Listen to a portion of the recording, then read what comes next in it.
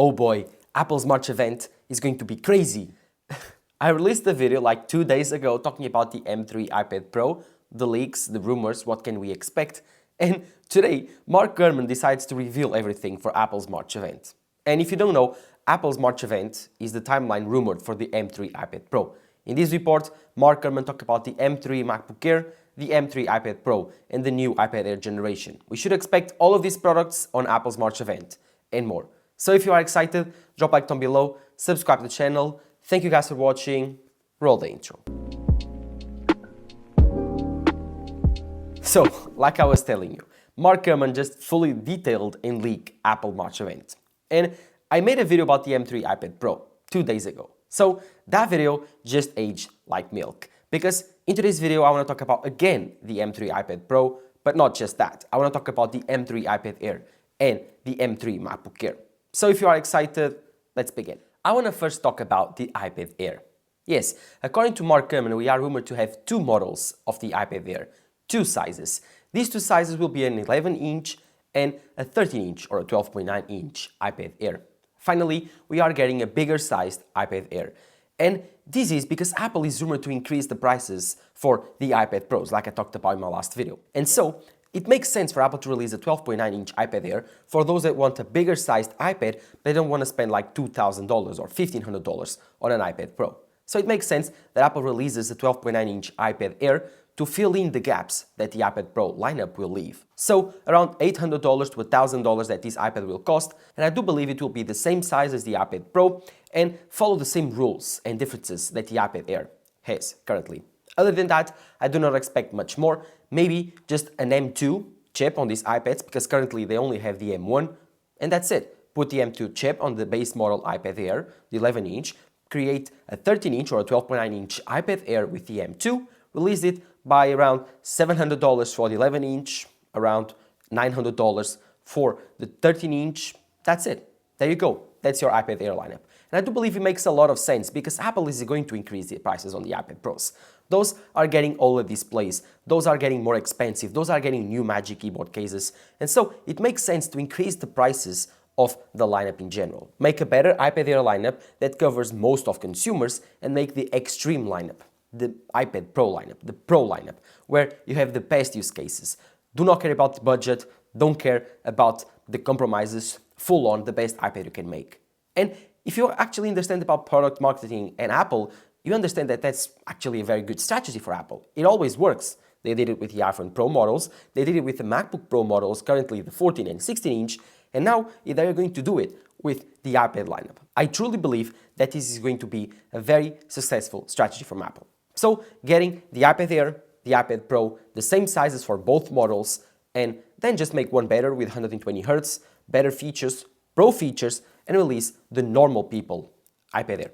This is normal from Apple, and if you go to Apple's website, the main iPad that they market is the iPad Air, because they do believe that the iPad Air is the iPad for most people, while the iPad Pro is the iPad for pros. So, if you are expecting a new version of the iPad Air, then expect an M2 chip and a bigger sized model, nothing else. Riding on this iPad train, we need to talk about the iPad Pros, and this will be a bit quicker than my last video because, again, I will not repeat myself. If you want to know all of the leaks that are rumored for the iPad Pro, go check out my last video right over there or there. Other than that, I do believe that this iPad Pro is getting way better. The hardware is getting a big jump. According to leakers, we are getting OLED screens on both models, the 11-inch and the 12.9-inch. We are getting a new design. We are getting a new camera placement, new Apple Pencil, new Magic Keyboard that resembles more of a Mac. So an aluminum Magic Keyboard.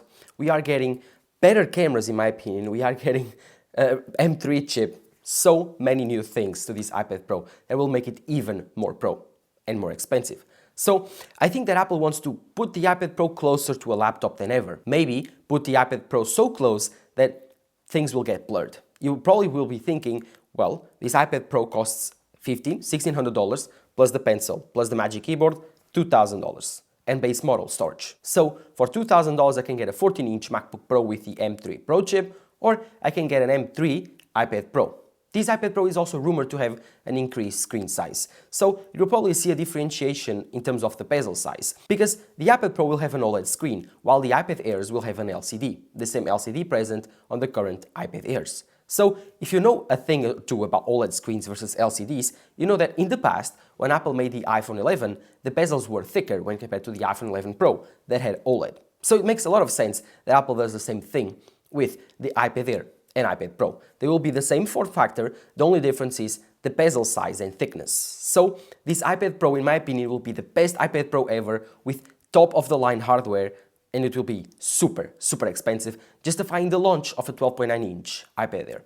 For me, I will be still trying to buy the Pro model, because I'm always the fanboy of ProMotion. I love ProMotion, I love OLED screens, and I cannot wait to try out the new Apple Pencil system and the new Magic Keyboard. If you want to know what are the differences between Mini LED, OLED and LCD, because you want to decide between the iPad Air or if it's worth it to upgrade for the Pro models in March, then here's the difference.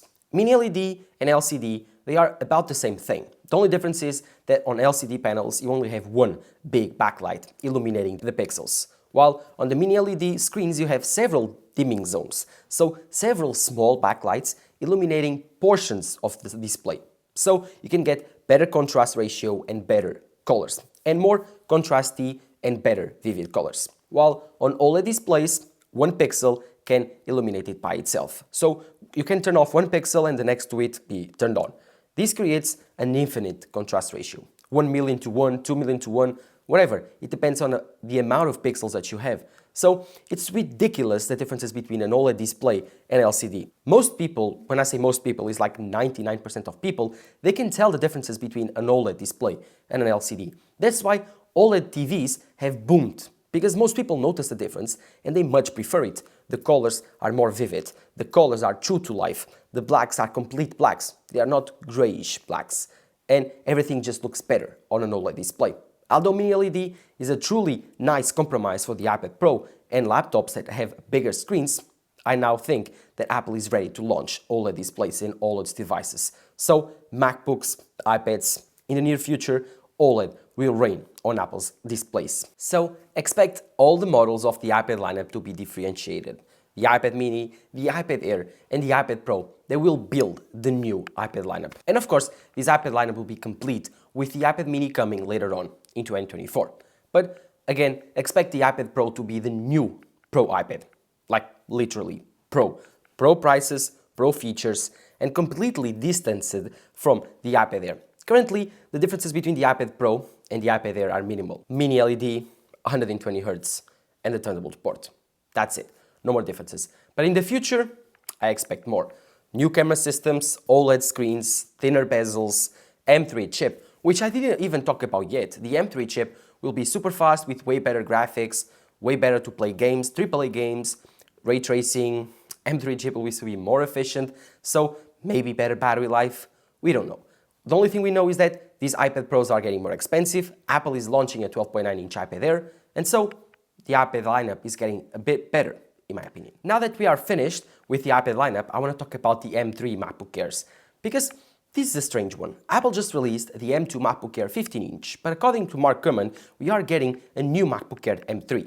He did not specify if it's just the 13-inch model or the 15-inch, but I do believe it doesn't make any sense to release the 13-inch now and later on in June or July release the 15-inch. Just update them all at the same time, and okay, it will be a shorter life cycle for the M2 MacBook Air 15-inch, but again, Apple didn't even give the M2 Max MacBook Pro 1 year of life, and that is a very, very expensive machine. So it actually makes sense that Apple will give just 8 months to the M2 MacBook Air 15-inch. So release the M3 MacBook Air 15-inch on March, give it everything that the 13-inch will have. The only differences will be the same between the M2 15-inch and the 13-inch. So Apple will update this MacBook Air with just a new chip.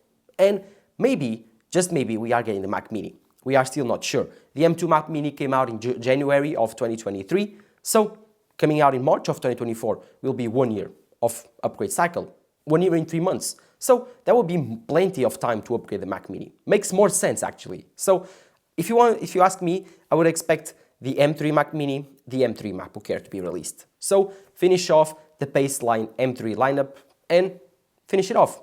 then wait a bit until WWDC to see the M3 Ultra, to Mac Pro and the Mac Studio. Other than that, I don't think we are getting anything else. Again, to resume this event, we are getting the M3 iPad Pro, the M2 iPad Air, or the refresh to the iPad Air lineup with 11-inch size and a new 12.9-inch size.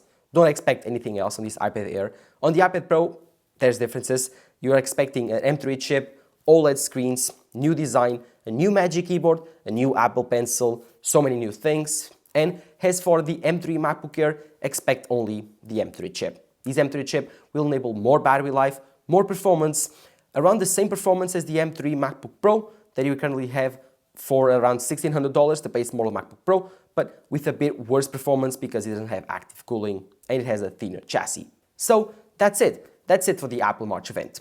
Are you excited for an Apple March event? Which of these products are you more excited? iPad Pro, iPad Air, M3 MacBook Air? Let me know in the comments down below. Oh, and one thing, have you noticed that all of these products kind of compete in the same markets? So the iPad Air replaces a computer for most people. The iPad Pro is a computer replacement, hopefully, for Apple. And the MacBook Air is Apple's best-selling MacBook. So it's kind of strange to release them all at the same time. But it's a pattern that I'm actually noticing in this event. I can leave you here a small tip to help you out decide between the iPad Air, the iPad Pro, and the MacBook Air. If you need a MacBook or any type of laptop that requires more software and more software support, then don't buy any type of iPad, because the iPads, they have a lot of trouble supporting software for work. Even the software that is supported is not full-fat software. So if you want this MacBook Air for work, or even this laptop for work, truly advise the best deal is the MacBook Air. It will be the cheapest and most powerful. So in terms of money per performance or value per performance, this one is the best. But if you want a touchscreen and you want to take notes on class, then I do believe that the iPad Air is the best solution. And if you are a complete junkie for 120 Hz, you love a touchscreen device, the biggest possible with the best screen possible to watch media, stream videos, and do Procreate on edit photos, edit videos, have the best chip available on an iPad, then the iPad Pro is for you. So these, although compete in the same market, they are for different people. But let me know in the comments below what you think. Myself, I'm super excited for his new Magic Keyboard and iPad Pro. I cannot wait until March to try it out. Drop a like down below, subscribe to the channel. Thank you guys for watching. Bye bye.